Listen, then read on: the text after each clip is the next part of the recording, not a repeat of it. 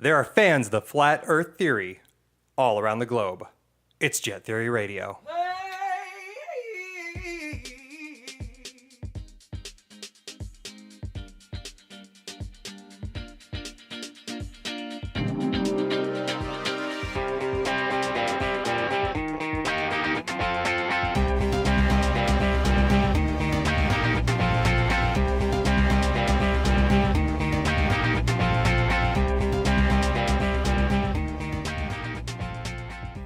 Live from the ATX, it's Jett Theory Radio. My name is David, but you may know me better as the one they call Jetter.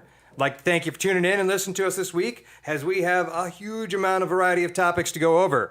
As always, the man to my left, Mr. Gail Murrin. The Shady Justice, Jetter's voice of reason. He tries. But about the only reasonable thing that he's done is wear a shirt tonight. I know you can't see it because you're listening to the podcast, but for the video stuff, we have got some Jett Theory Radio t-shirts going on right here. You guys pose for the camera for a minute, and I'm just going to put in a little filler right now. As you can see, they're sporting just one style there. It's the black t-shirt with the JTR established 2017 right underneath it. Over here to my right, if you were viewing this as well on video, we've got the other logo. The main logo that you see has the avatar on our Facebook, Instagram, Twitter, all that fun stuff. These awesome designs were made by the wonderful and very talented Brent Hall. He's been an artist and a guy I've known for years, and he rocked it. This was the second design that he sent our way, and it was right away like, yes, this will be it. So we thank you, Brent, and hey, Brent. We're going to give a shout out to you on the fan page, and just everybody, if you like what you see, just give Brent a like when we post about this. Mr. Murrin, are you ready? I'm ready. You're ready. I'm very ready. Okay, because you're ready for Mr. James. Ooh. Over here to your left, my right. Yes. Many of you probably hear this guy's voice at the end of each podcast we have. And do you mind just remind everybody who's listening what you sound like? This will help you out here. Jett Theory Radio. Boom, just like that. Don't you like that? Thank you very much, James. James is going to be one of the regulars that we have on here. This is actually the third time technically you've recorded with us. The second one we recorded for the show. This will be played first because we're doing the whole, Firefly season where we play the second episode first and save the very first one for later on down the line. Because why not? Is that an unhanded punch at Fox? Yep. Yeah, I like it. Just a little Jetter said something I like. Thanks for having me, Jett. Not a problem. Anytime. I guess, let's see. Is there anything else we want to get into, or do we just want to start talking? Yeah, absolutely. Because, James, this is the first time that you've been able to join us live here since South by ended. Or wait. Hold on. I forgot. My apologies. Mr. Murrin forgot to remind me that he is going to pimp out a beer right now. Well, it's regular day since James on. Sorry to cut you off, but I'm going to. It's regular day since James is on. So I'm drinking my regular beer. Austin Beer Works Black Thunder. Fine beverage. A fine beverage. A very fine beverage. A black lager. Schwartz lager, for those who know German. Jawohl. Guten Tag. Guten Tag. That's it. Auf Wiedersehen. I said jawohl. That's Russian. No.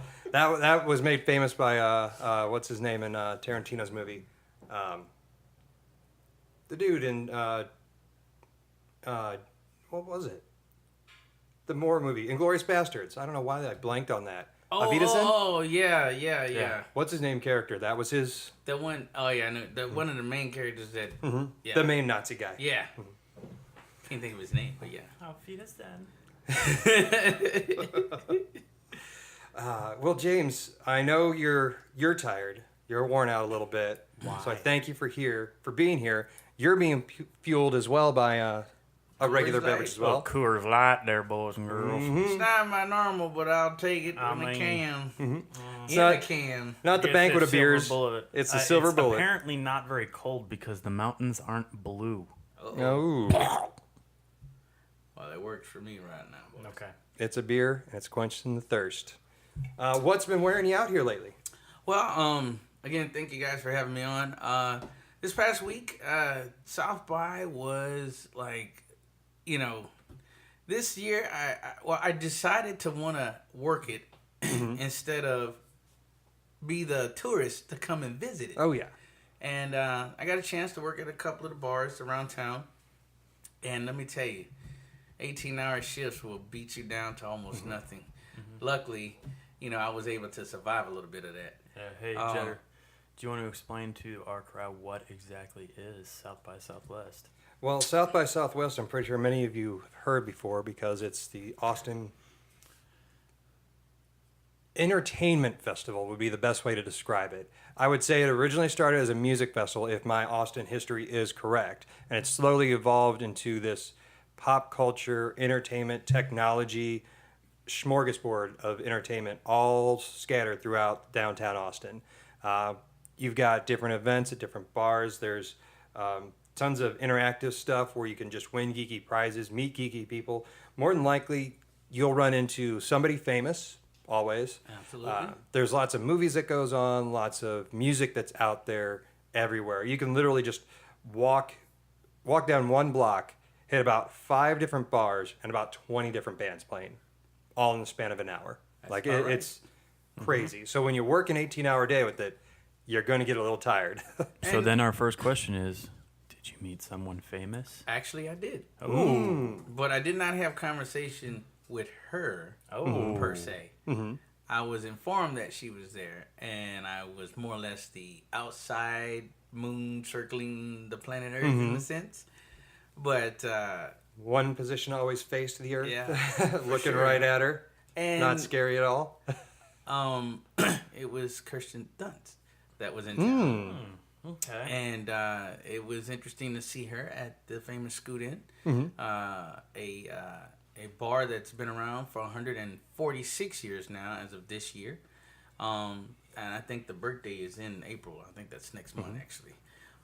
But I could be wrong about that. But, working at that place, it was pretty, exhausting at times. But the coolest thing about it was just meeting and greeting a whole bunch of, not just the locals, but internationals as well, and having a blast of a time with all these different bands, these different shows. And one of the events that was being put on there mostly was the brewing company Lagunitas, I believe.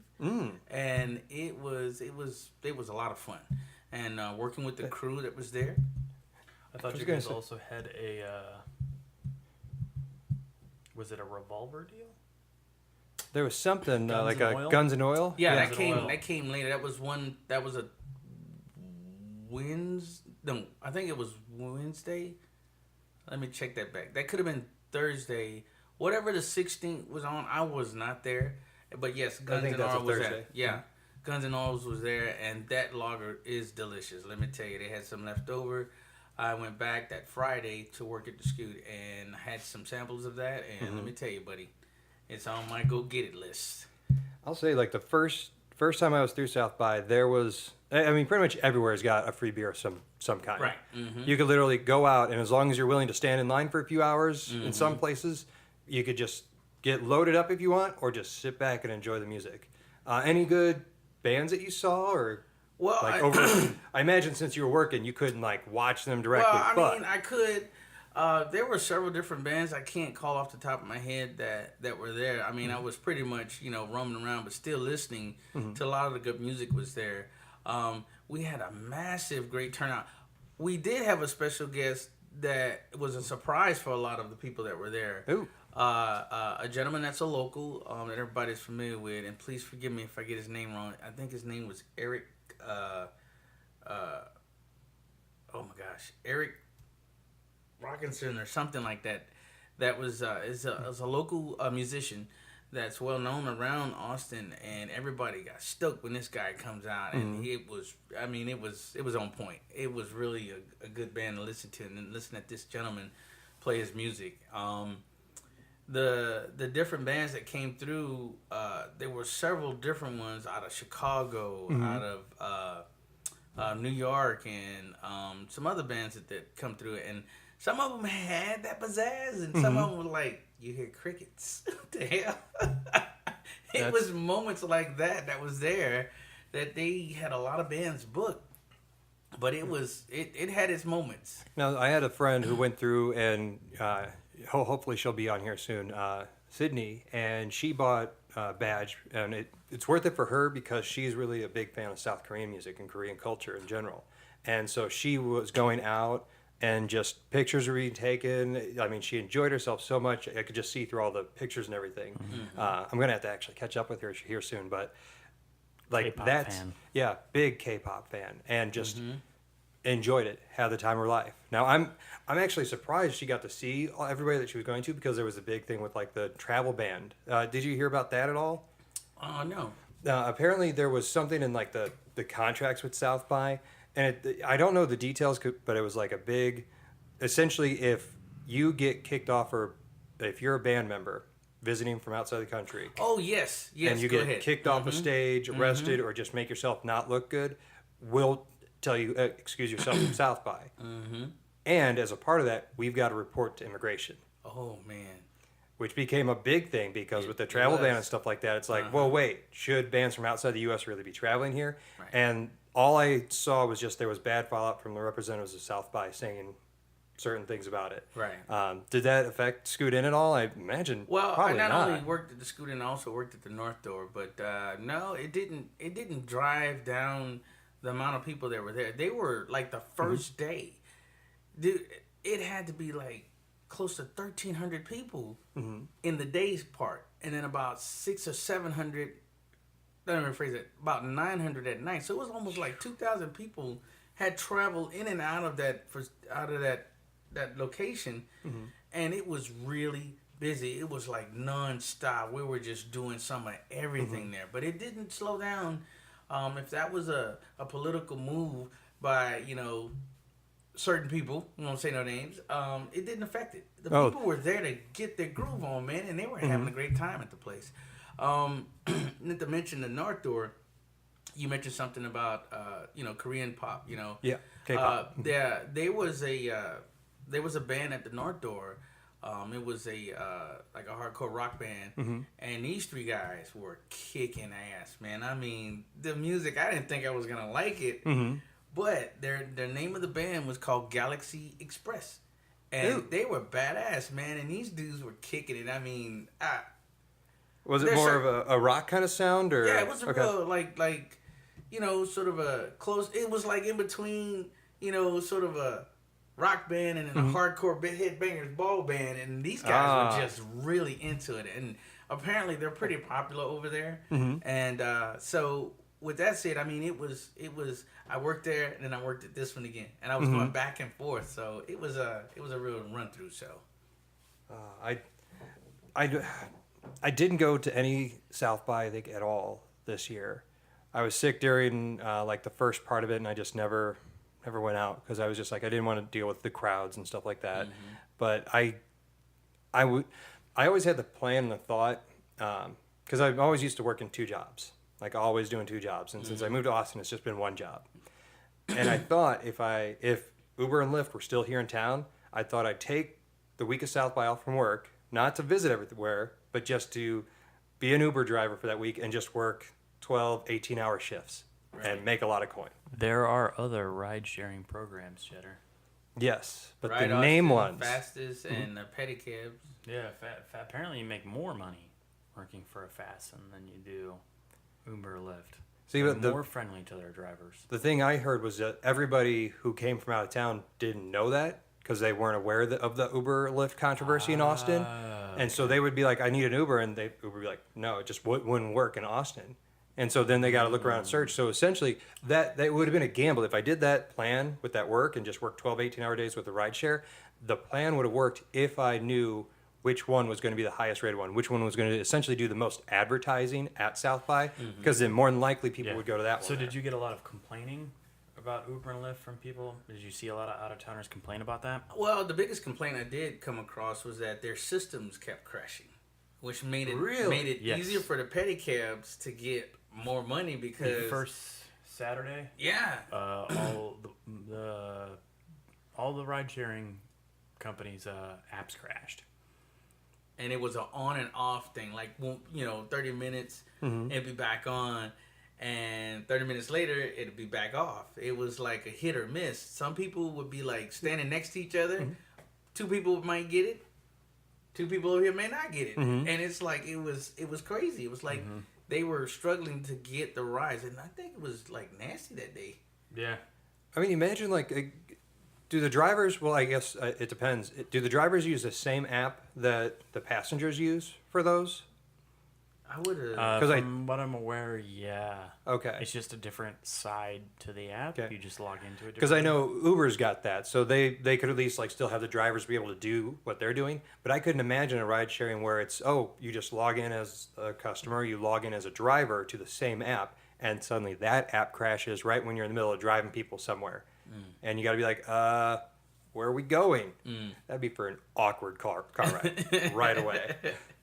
Well, I can tell you, I happened to direct a lot of those, customers that were there, trying to be polite and let them know. A couple of assholes out there, hey, the system's crashed. I don't want to talk. Okay, I'll leave you be, guy. Whatever you need to do. But it did cause a few problems for people. They were really trying to get out of there. They had a few people as we were wobbling everywhere and trying to get a ride. But these pedicabs kept pulling up like fish. You throw food out in the water, and they were just coming up, and they were catching rides left and right. Man, I said, hey, y'all need to tell the rest of them to come down here. And the pedicab shop is right down the street from the Scuderia, by the way. And I said, y'all need to tell the rest of them to come down here, pick up some of these customers, And sure enough, they were like feeding fish in the water, man. They were coming and going, and it was a pretty good turnout. But probably about the 5th day, I think we were about at everybody's throats. Yeah. We were at everybody's throat. I did want to add one other thing, that the South by event wasn't more catered to the east side of town. And stories got out about how the people who put on the show were like they were ousting the east side, because it seemed like, even though the west side is usually where most of the music is being played, they were like, hey, it seemed like we're losing some business over. Where the hell is everybody going? They're going to the east side, and all the different entertainments throughout, certain bars. They were hoping that they would get a line and hook with the South by group and maybe be able to, gather some of that money. But it didn't turn out that way. Next thing you know, you see trucks closing and being shut down. The Austin Police Department and City Code people were out, and they were being ruthless, man. It's like, when you got the power, you can bend it to you wherever you want it to. And Now, that's exactly what was going on. Because there's the official venues for South by, meaning that these are the ones that get the label, can be promoted with like the whole organization, and then there's the unofficial ones, which are essentially still sponsored, but they have like an unofficial attachment to it. It's really weird how they do that. Was there more unofficial stuff going on the east side? Yeah, I would agree to that. Yep. So there was more just trying to sidetrack any unofficial stuff and try to get people more toward the west what side should be the official. And I hear, behind closed doors, they make fun of those east side guys, and that's not cool, man. I mean, we're all out here to have a good time and enjoy the richness that come with not just the music, the different film industries. We're all trying to communicate and say, hey, wouldn't you like to enjoy some of this entertainment? This is what we're all about. Yeah. But I mean, it is hearsay and rumors, so we don't know. We're not one of the people sitting in the room, so we can talk all about that all day long. At the same time, I mean, there's plenty of hearsay. I mean, one thing we do know is that not as many big-time sponsors, the huge companies that had been a part of South by, weren't all there this year. And South by lost a little bit of that. Well, what does that have to do with? I think it has more to do with maybe a festival isn't the way they want to spend their money. And it's not reaching enough people. We're more and more global communication is happening. You saw it a little bit in the way events were done this time. I think we're gonna start seeing more of the who's the karaoke guy? Does it in the cars? James Gordon. Yeah. He was here doing the karaoke. Yeah. Really? Actually, Was he doing karaoke sing-along cars? Sophie And like you Turner. go, Maisie Williams and Sophie Turner, 2 Game of Throners, Mm-hmm. got picked up right there in the streets of Austin and did karaoke on our streets. Wow. So, See, now- but that's not only something happening for the festival, but that's all going then worldwide. So I think as a marketing tool, they're going to start going in that fashion. Not only can you have a festival item happen where people there can enjoy it, but then it then sparks more than just the people at the festival. I think we're going to start seeing a more global opportunity. See, now my one criticism of that, of doing driving karaoke in Austin, is just the traffic.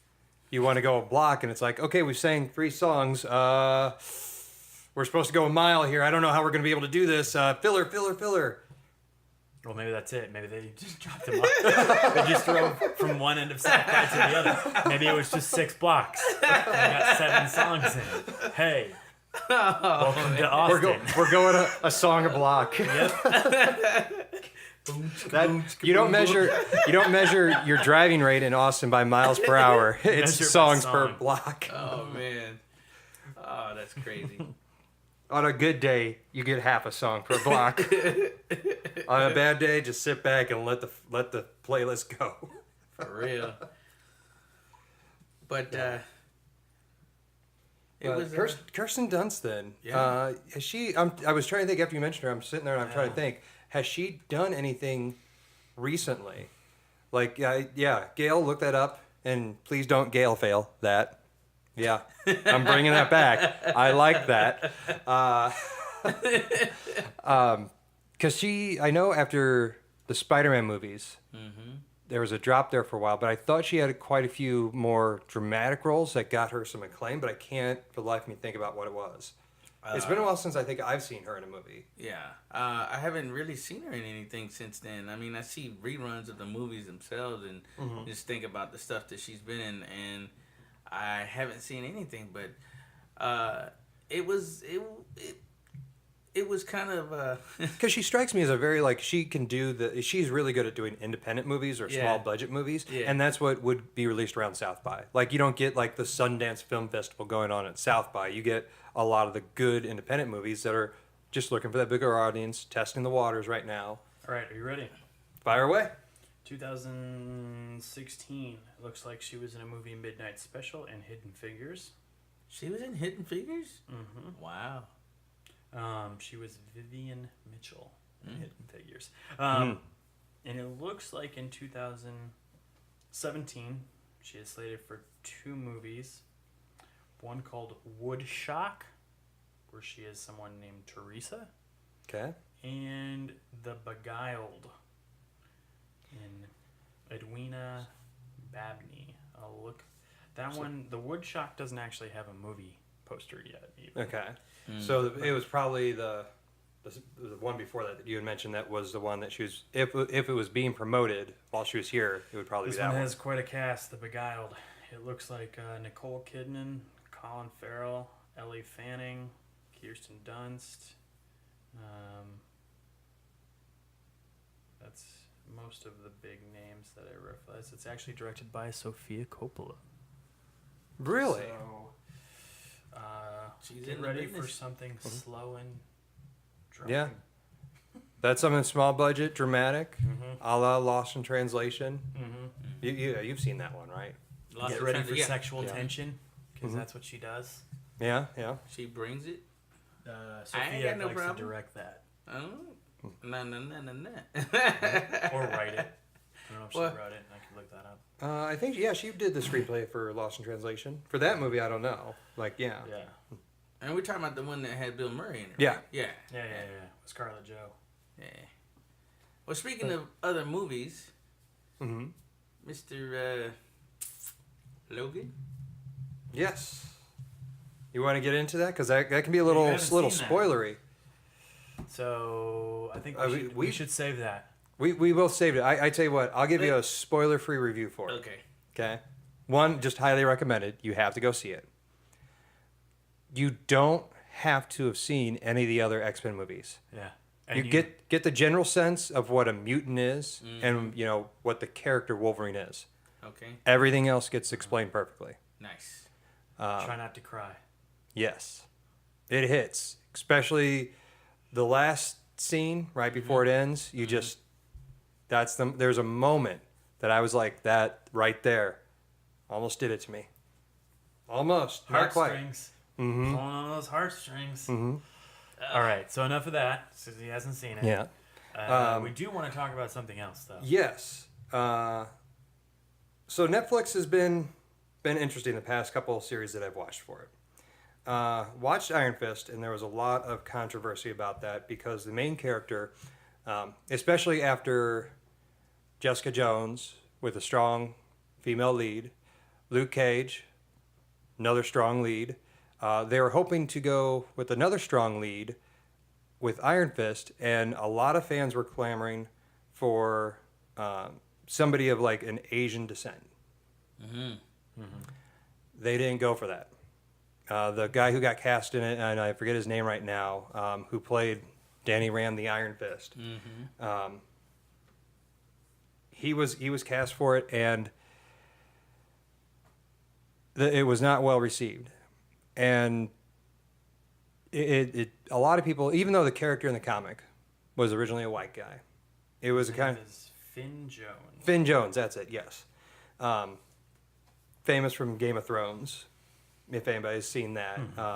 Yeah, well, what actually part did he play in Game of Thrones? I don't remember him all that well. He was, you remember,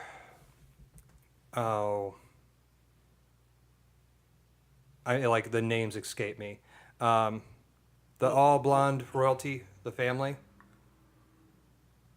The all blonde royal. With a brother and sister that was incestuous. Okay. Yeah. One of their kids got with the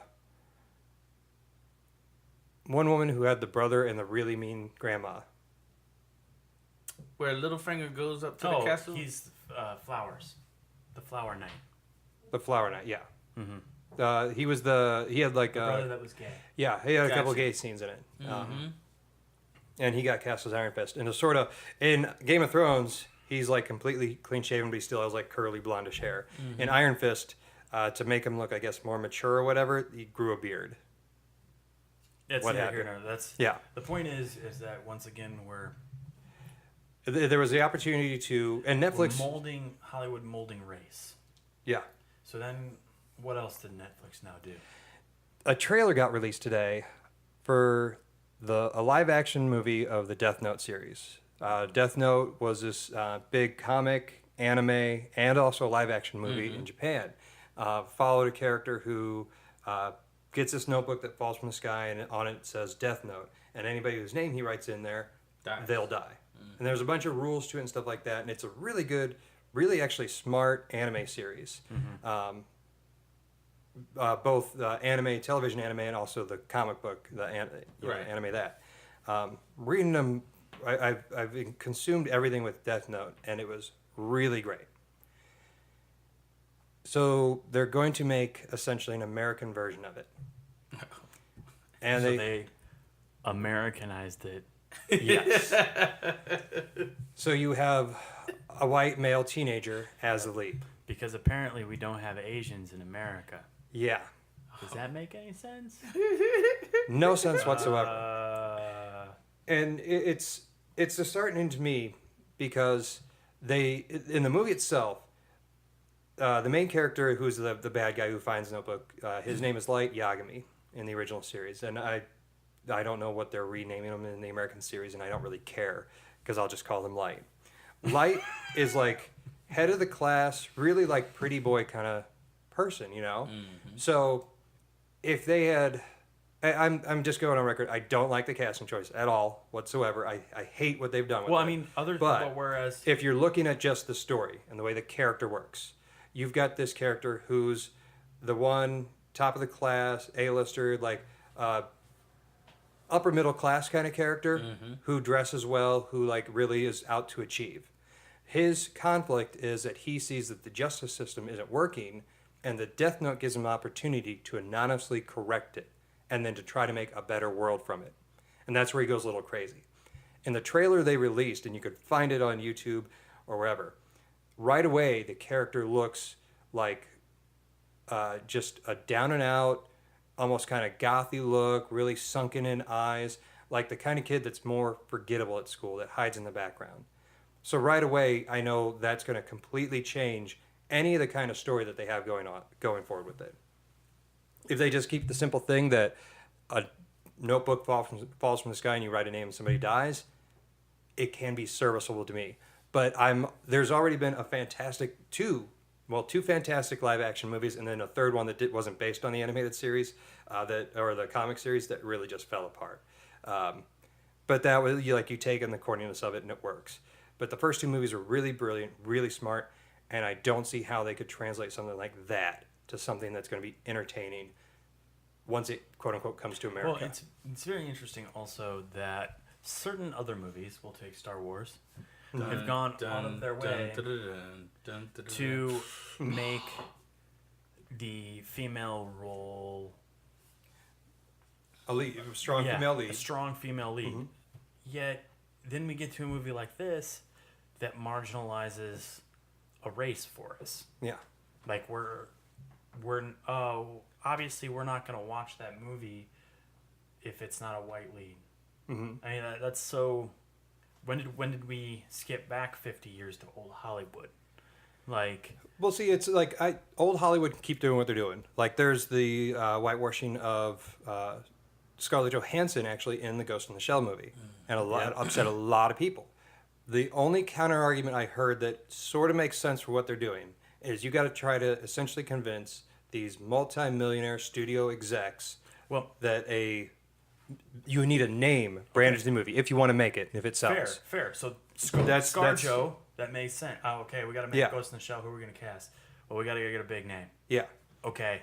I see the stupid reasoning for it. I don't like it. I still think I'm of the position Hollywood should take a chance. Doesn't qualify into that because it's Netflix. And we don't know this kid's name. We've never seen him. Has he been on anything before? Did you take a look at him? We don't recognize him at all. Mm-hmm. And so that excuse doesn't work. So why did you do it? So I have a feeling they're going to have to explain themselves a little bit. Well, this is not the same category as. This is not the first Asian film. Was it The Ring? Or no? Or The Grudge. The Grudge. The Grudge. Sarah Michelle Gellar. Yeah. Mm-hmm. Once again, they went, "Oh, she's a big name." Actually, at the time when it was made, if you say so, because Buffy was still big in everybody's mind. Yeah, but what is the purpose of them going that way? Besides having a big, what are they trying to achieve with doing it that way? I mean, the big Hollywood films are the numbers. Netflix. That's it. It's numbers. Mm-hmm. Greedy bastards. It's likes on their Facebook page. Well, I was gonna kind of curve in there. I mean, I know you're keeping it at a professional playing level with the way they're doing the acting scenes and who they're casting for this, but they're not gonna get a what do you call it, a Golden Globe or an Oscar for what they're doing. I mean, you got a lot of fans that are just gonna be pissed off, just like the black folks who are saying, "Hey, man, we did really good. You didn't notice us? We did really great." Yeah, it's it's crazy Hollywood at its best doing. We want them with the big name. They're gonna bring the dollars. Mm-hmm. That's not cool. See, but even if let's say they were just playing stereotypes, because very stereotypically, if you're up for an Oscar and you're a black character, it's because you were a slave in a film. More than likely. That's unfortunately, the Hollywood, the Oscar party, that's how they vote on things. Mm-hmm. It's stupid. They changed it up this past year, I want to say. Mm-hmm. And had a little bit of different ones. Yeah, because Moonlight had a gay black lead. Mm-hmm. That worked. Okay, but that's Did they get the exception. right envelope though? That was the other thing. Sorry, I had to turn it in there. Unbelievable. But Hollywood makes their mistakes and they bounce back through different movies from time to time. Well, people still want to see movies. Yeah, they want to see movies. Mm-hmm. Yeah. Did you guys hear about that? We have a drive-through theater here in Austin. Mm-mm. I'm not sure what part of town it is, but yeah, we have an actual drive-thru. I knew it existed. I've never been to it or that, but it does exist. They're not. It seems like I miss that nostalgia, man. That was a time, the first drive-in movie, And it was a scary movie for me back then. It was an Incredible Melting Man. It's an old movie, but it Incredible Melting did a number Man. on me, man. So Hollywood has their moments of just getting weird things out there that make the people want to be there, and they're still going to continue to do it, regardless of what bumps in the roads they run into. So, so I mean, I think it'd be nice if they're a little smoother or more consistent with things. and the winner is.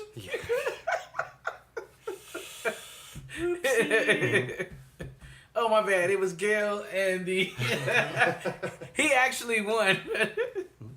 So, but I was expecting somebody to say something about, which they think they did say something about. Hey, let's get I can't even call the brother's name now.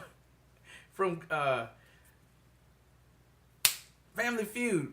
Steve Harvey. Dang. Yep. Let's Steve go. Harvey's off the hook. I forgot about Forgive me, that. brother Steve. See, hey, we man. forgot about Hey, it. my bad, brother Steve. It's well, We because forgot about it. there's a thing that happened, but there's been so many other flubs, since then that it's a rash of flubs hitting the Hollywood industry. Oh my goodness! And then Netflix flubbed it up with the leads here. I'll say. There you go. Well, I mean, at the same time, I'm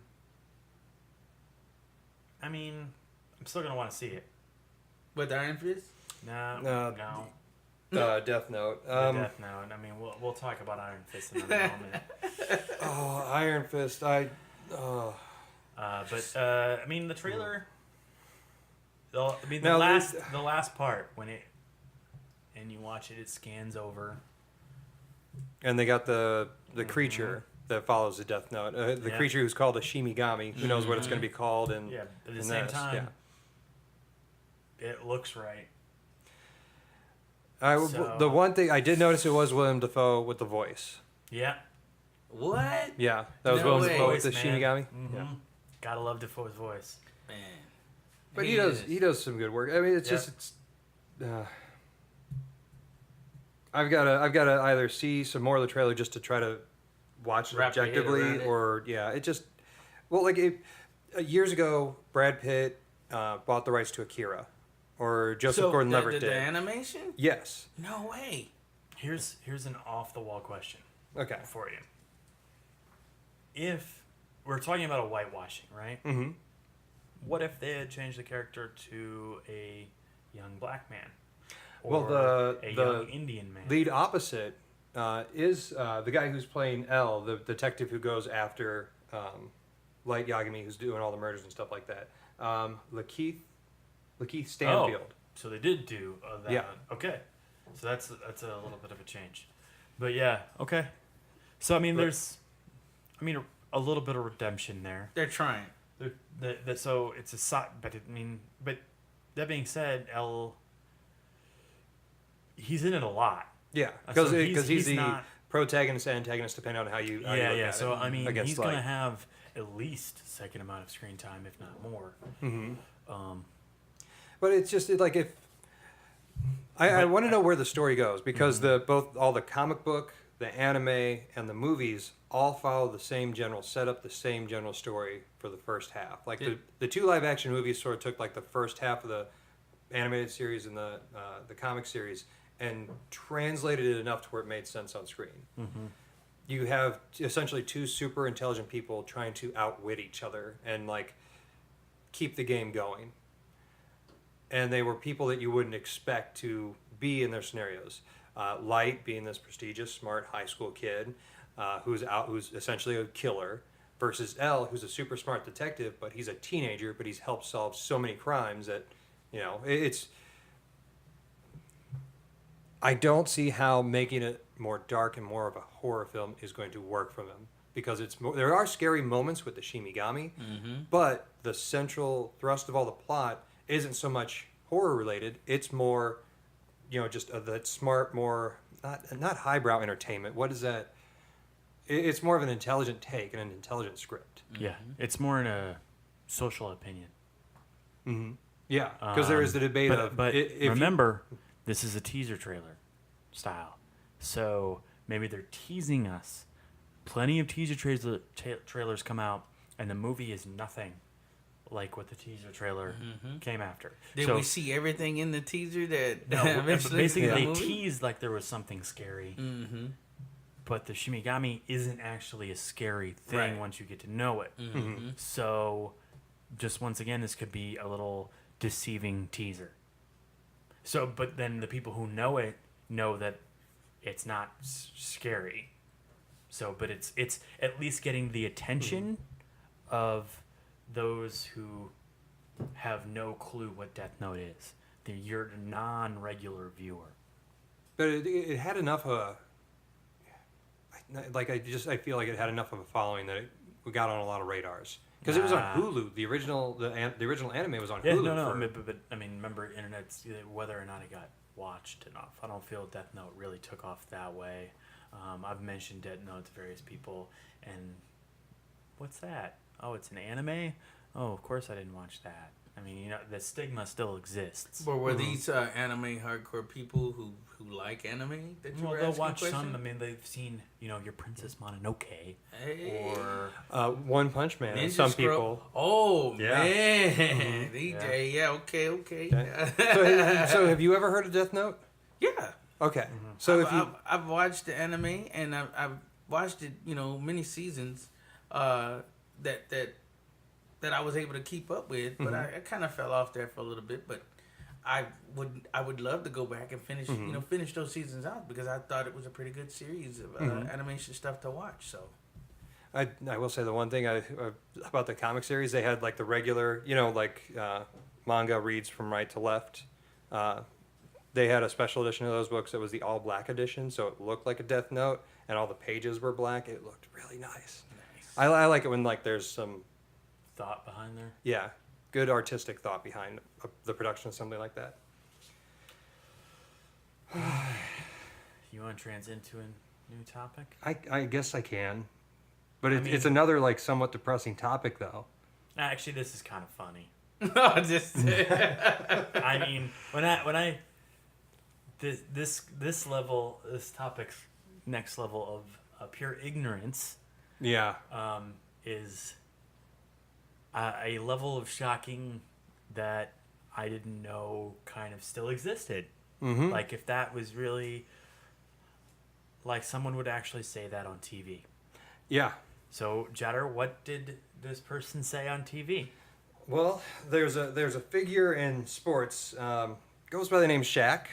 He's branched Shaquille off. O'Neal. Mm-hmm. He's branched off. You may have seen him in what major movies has he been in? The big one is Steel.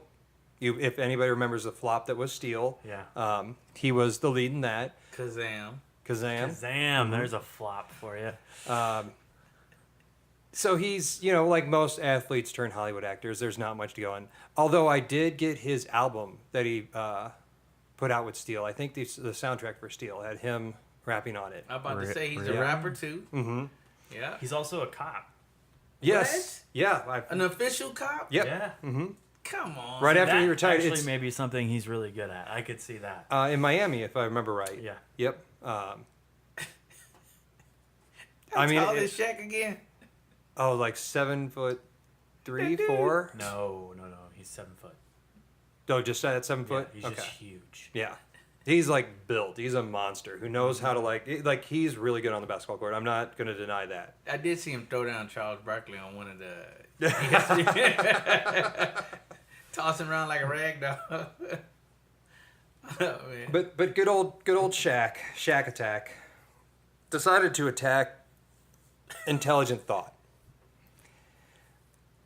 By the way, Shaq- before you go, Uh-huh. he's 7'1", 325.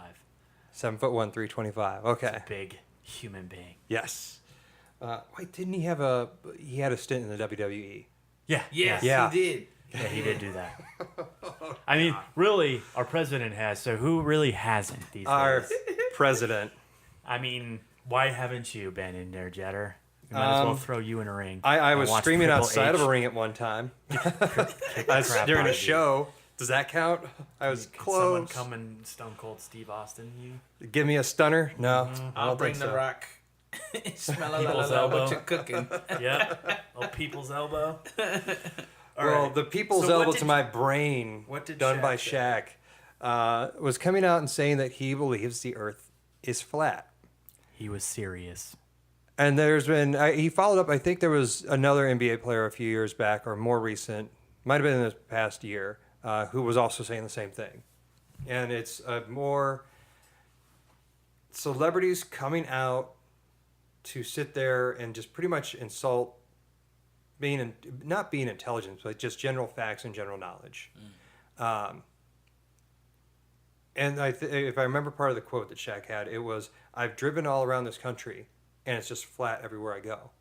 And that to him sort of made sense why the Earth is flat. I don't know how he can call the Earth flat. Man, they got hills and mountain ranges all through here.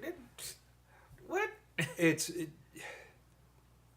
so preposterous because to me, like, we've got satellites that can go out and take pictures. Absolutely.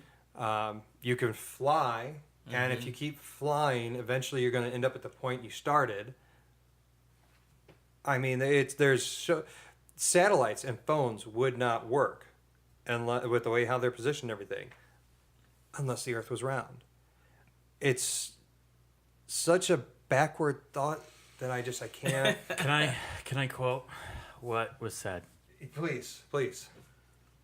So it was first Kyrie Irving during the All-Star break, is the basketball player you're referring to. Okay.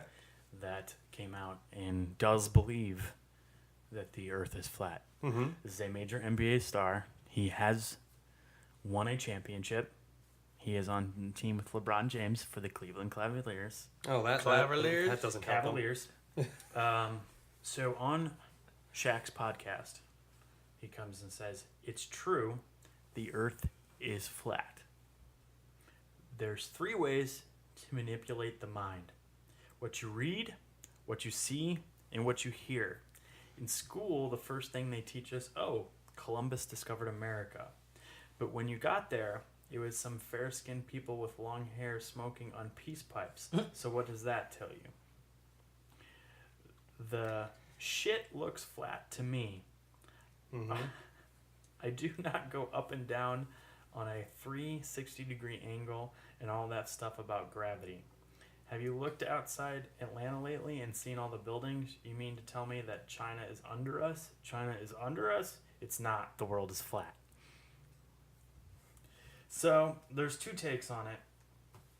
That he is joking, and it's going to be some big elaborate thing, and he's just holding his water until that. But it's to a lot of people, it's becoming very not funny. It's the Andy Kaufman always like be in character kind of thing. Yes. So there is a take that he's doing something to that effect, and knowing Shaq, like we do, like we've seen him on the broadcast. Yes, we have. We've seen him on the broadcast. You know what I'm saying? That's a possibility. Yeah. He could be out playing his card, or realize he thought he had a funny card and it's not turning out to be so funny, so he's just going to go with it until it is. Or he really believes this. He has convinced himself. What's your take, James? Well, I mean, first of all, ever since I was a little tyke, knee-high to a grape, I've never heard of, the possibilities of it being flat. It's always been taught to us that the world and the Earth itself has been round. We've got 2 different polar caps, one south and one north. Apparently, we're spinning on something pretty fast, or these items or this part of the elements wouldn't be created. Correct. So, how can he say that, So that leads me to a very good question. My thought pattern is, if you believe the Earth is flat, how do you explain the sun, the moon, and all the stars in the night sky? Do you think that they just is the Earth the center of the universe then, and everything rotates around it? Like what? Well, so it can't be, because you're talking about being round again. Well, it is in the sky like some weird, like we're just on a flat plane and everything is actually in the far horizon that goes up, like how they used to think, like, or not. I don't think they saw it like that in Greeks, but how like Greek gods used to bring the sun out from one end to the other. Like, do they believe in something like that? Well, if it's gonna, you're gonna say it's flat, you might as well say, hey, the sun's at that end and the moon's down here. You can see them. So the Earth's flat. Yeah, and if the Earth's flat, if you're standing in the middle of Kansas, why can't you see the Rockies? The one thing would be that's so far off in the far distance that human sight can't go that far. But then once you start driving toward the Rockies, as it comes up the horizon, Yeah, as it slowly grows on the horizon, you'd notice it was curving. yeah, it starts off. Oh, I think some mountain peaks in the distance, and then it just keeps going. It's like, oh, it's going further and further toward the base of the mountain.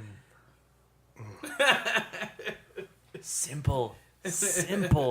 Now, I don't think Shaq or Kyrie are ones to drive through Kansas. See, but here's the So thing. maybe These they guys, can fly on their jet Oh my plane. gosh. These I guys can't are believe you basketball saying that. players. They should, like, if they don't already naturally, like, have an instinct with the basketball to be able to, like, put it through a hoop and understand that, you should translate that information and that thought pattern to the earth. I think I just heard some northern voice in there. Some angry northerner. Yeah, I know. I mean, I don't think Little I've gotten, angry have I gotten Chicagoan. ticked off in the podcast yet during any one of the tapings? Not really. Okay. You can't let that get to you. It does, because it bothers me because it's something that you're disagreeing with reality when it's a very objective thing to know and get. Okay, Like reality, live in the same place. If we can't agree on just simple, straight up facts and objectiveness, can I throw a wrench in here? Yeah. So, is our heads flat or is it round? I mean, it's probably not the same comparison, but I'm just saying, how in the hell can you say this is flat and you got two? Ever since science ever brought out, we spin on an axis, right? When did that ever stop? That's a very good question. It definitely, the Earth has not stopped spinning. We're pretty sure of that. I don't know the exact catastrophe. I'd have to look that up. What would happen if the Earth suddenly stopped spinning? I'm pretty sure it would be... I know exactly what would happen. If the Earth stopped spinning right now, all of us would be flung into space. Or Yeah, true. towards space. True, Because 'cause, gravity is what keeps us down, and at the rotation of the Earth is part of what that gravity that momentum. holds us in. If that stops, we all keep flying forward. It's just like if, like, let's say you're hanging off the side of a car, and the car suddenly stops, you're going forward because you're not strapped I've in. done it. I've done it too. Not in front of a Jeep, but I've done it too. Someone didn't get run over by a Jeep. Somebody's hand got run over by a Jeep. Yeah. Was it the right hand? It was. So transitioning a little bit, because I got to get, my brain's going to fry if we keep talking about fucking flat earthers. This dude. Oh, there's going to be a podcast. I'm going to go off for about a good solid 5-10 minute rant. I've actually had nightmares still about doing it. this. You're still doing it. Yeah, good. Okay. So, Like, what movies did that for you? Where you went in low and it way overexceeded? John Wick, The first one? first one. Yeah, I can agree on that. I was just thinking another Keanu Reeves punching movie, and that's not quite what it ended up being. There was something I just recently saw that did that. I'm trying to remember what it was, and I was thinking, man, there's no way. And then next thing I know, I'm really deep into it. I went in at a low level thinking it's not gonna get the press. It's not. Yeah. But it turned out to be pretty Can I damn bring up a good. cheesy one that I watched that actually kind of shocked me? It's more of a love story, so it's going out on a bit of a limb. The Passengers. With Chris Pratt? Yep. Yeah. Chris So, Pratt and, I really thought, I see the movie poster, I think, garbage, love story. Then I get told it's some sci-fi thing. So I'm thinking, garbage sci-fi The lead movie. actress, what's her name? Why am I blanking? The lead actress in Emily Blunt? No.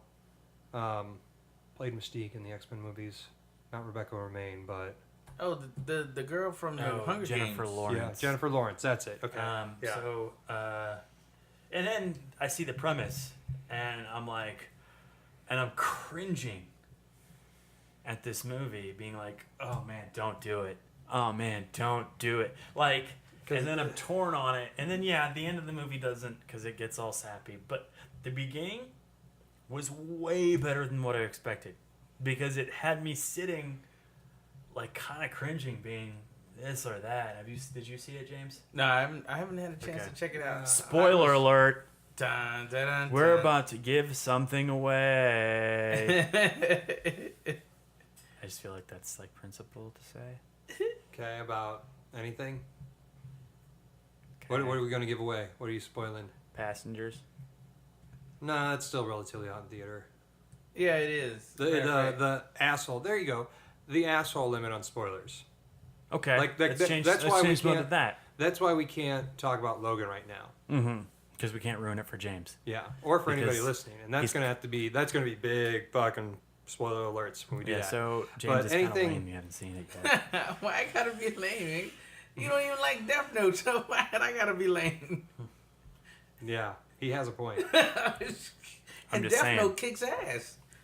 So There you go. I didn't say it didn't. No, Whoa, whoa, whoa, wait, whoa, no, whoa, wait, whoa. wait, I wait, just wait, said it hold on. wasn't like- Okay, I take that back. didn't like I it as take much that as back. I Jetter, take that back. who like. No. I like keep it going too with now. Keep going with it. But what I was gonna say is that Death Note was the one I went in on low on.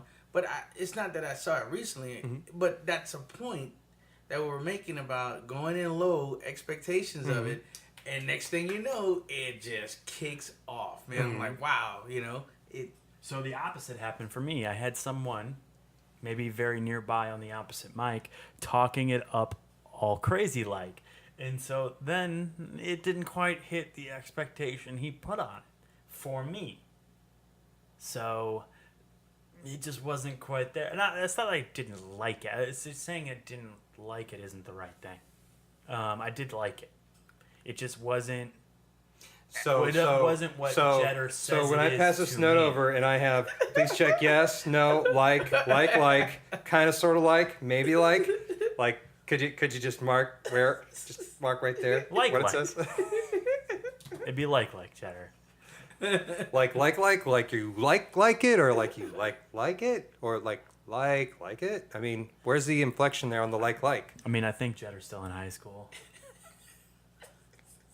When it comes to crushes on TV shows, yes. That's very fair comparison, actually, for you.